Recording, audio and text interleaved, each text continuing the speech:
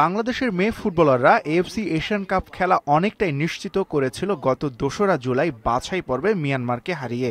এরপর group champion হয়ে ফুটবলাররা মাতে উৎসবে। শুরু হয় পরিকল্পনা এশিয়ান কাপ নিয়ে, যে পরিকল্পনায় এবার প্রতিপক্ষ পেয়েছে বাংলাদেশ।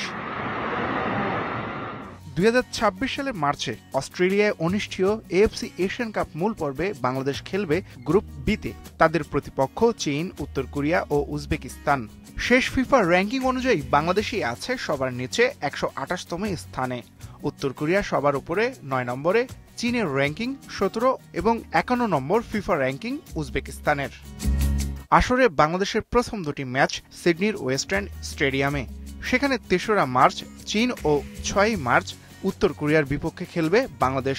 তাদের শেষ গ্রুপ ম্যাচ ৯ মার্চ উজবেকিস্তানের বিপক্ষে পার্থের রেক্ট্যাঙ্গুলার স্টেডিয়ামে।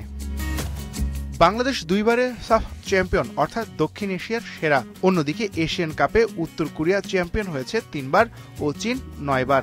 উজবেকিস্তান এবার নিয়ে ষষ্ঠবার খেলছে এশিয়ান কাপের মূল পর্ব। গ্রুপ প্রতিপক্ষদের মধ্যে বাংলাদেশ একবারই খেলেছে উজবেকিস্তানের বিপক্ষে। ২০১১ সালের সেই ম্যাচ লাল সবুজ দল হেরেছিল ৩-০ গোলে।